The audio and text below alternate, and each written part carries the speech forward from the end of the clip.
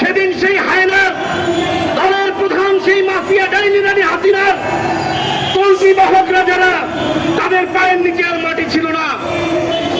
আজকে মনে রাখতে হবে, আমরা এমন একটা অবস্থার মধ্যে বিরাজ করছি যেখানে একজন রাষ্ট্রপ্রধান বলতে পারে যে আমরা দেশ কিভাবে চালাতে হয় হাত দিয়ে চালাচ্ছি। একজন রাষ্ট্রপ্রধান কনফ্লিক্ট অফ ইন্টারেস্ট বুঝেন না। অবশেষে আপনাকে জল ঘোলা করে একটু আগেই সংবাদ পেলাম, জনতার মেয়র ইঞ্জিনিয়ার ইশরাক হোসেন ভাইকে হাইকোর্টে তাদের রিট খারিজ করে দিয়েছে। খারিজ করে দিয়ে তার শপথ দেওয়ার পথে আর কোনো বাধা নাই। ঘোলা করে জল আপনারা খেলেনি।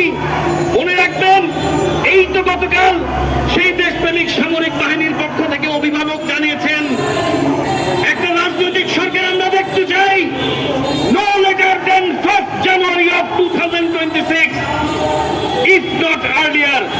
মনে রাখতে হবে, ইনশাল্লাহ আমরা আশাবাদী আছি, যতই জল ঘোলা করেন এই 6ই আগস্টে সেই দোসরার মাফিয়ার দোসররা যখন বলেছিল আজকেই যদি আমরা ক্ষমতা থেকে পড়ে যাই 10 লাখ লোক মেরে ফেলবে, বলছিল না? 10,000ও মরত যদি অবিসংবাদিত নেতা, বাংলাদেশের ঐক্যের প্রতীক, আগামী দিন আগামীর বাংলাদেশ যার দিকে তাকিয়ে আছে, তিনি যদি শুধু লন্ডনে বসে সবাইকে না বলতেন ধৈর্য ধরো, তাহলে 10,000 ঠিকই মরত।